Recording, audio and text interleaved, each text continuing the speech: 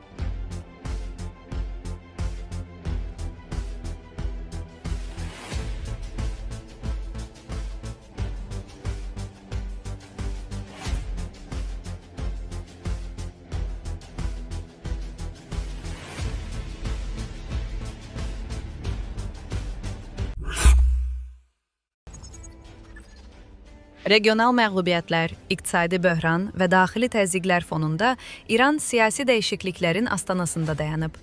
İran rejimi 1979-cu il İslam inqilabından bəri ən təhlükəli dövrünü yaşayır. Lakin onun süqutu üçün əsas şərt hələ ki formalaşmayıb. Bu fikri Carnegie Endowment təşkilatının aparıcı eksperti Kərim Səcdətpur CNN-ə verdiyi müsahibədə səsləndirib. Səcdətpurun sözlərinə görə İran həm regional, həm də qlobal miqyasda zəif mövqeyə düşüb. O, Tehranın əsas müttəfiqlərinin süqut etdiyini və ya ciddi şəkildə zəiflədiyini vurğulayıb. Onun regional və qlobal müttəfiqləri və tərəfdaşları devrilib, deyə ekspert bildirib. Və buna misal olaraq Suriyada Bəşər Əsədi və Venezuelada Nikolas Maduronu göstərib. Bundan əlavə İsrailin hərbi əməliyyatları nəticəsində regionda İrana yaxın qüvvələr əhəmiyyətli dərəcədə zəiflədilib. Səcdətpur ölkə daxilindəki iqtisadi vəziyyətin də kəskin şəkildə pisləşdiyini qeyd edərək, İran iqtisadiyyatının getdikcə dağıldığını bildirib. O, xüsusilə nüvə proqramının vəziyyətinə diqqət çəkərək, onun ABŞ prezidenti Donald Trump tərəfindən məhv edildiyini söyləyib. Ekspert həmçinin Vaşinqtondan gələn sərt xəbərdarlıqları xatırladıb. Onun sözlərinə görə, Trump açıq şəkildə bəyan edib ki, İran hakimiyyəti etirazçılara qarşı kütləvi repressiyaları davam etdirərsə, ABŞ müdaxilə etməyə hazırdır. İranda mövcud hakimiyyət sistemini xarakterizə edən Səcdətpur onu zombi rejimi adlandırıb. Lakin bununla yanaşı, onun hələ də təhlükəli olduğunu vurğulayıb. Onun ideologiyası ölür, legitimliyi ölür, iqtisadiyyatı ölür, lideri ölür. Amma hələ də bu ölümcül potensialı qoruyub saxlayır deyə analitik bildirib. Geniş ictimai narazılığa baxmayaraq, ekspert aşağıdan gələn təzyiqin təkbaşına avtoritar rejimin süqutuna gətirib çıxaracağına şübhə ilə yanaşır.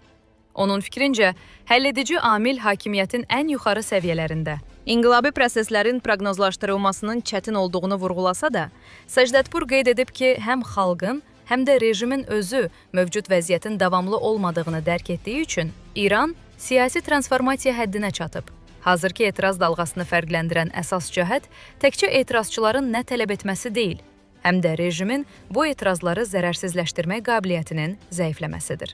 İslam Respublikasının uzun illər tətbiq etdiyi strategiyalardan biri narazılığı repressiya və güzəştlərin kombinasiyası ilə udmaq olub. Etirazlara müəyyən müddət yol vermək, sonra onları zorakılıqla yatırmaq, eyni zamanda maddi güzəştlər təklif etmək. İsrail və ABŞ İran etirazçılarının hesablamalarında mühüm yer tutur. Lakin bir çox qərb müşahidəçilərinin düşündüyü formada deyil. Prezident Trump açıq şəkildə bəyan edib ki, əgər İran təhlükəsizlik qüvvələri repressiyaları gücləndirər və etirazçıları öldürərsə, müdaxilə mümkündür. ABŞ administrasiyasının Venezuela prezidenti Nicolas Maduro'nun və onun həyat yoldaşının ələ keçirilməsi Trump'un hədələrinin inandırıcılığını artırsa da, bu addım eyni zamanda İranda xarici müdaxilə ilə bağlı dərin qorxuları da yenidən oyadıb.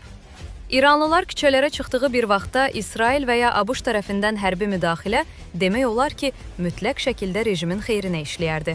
Çünki bu, ona daxili narazılığı xaricdən dəstəklənən destabilizasiya kimi təqdim etmək imkanı verərdi.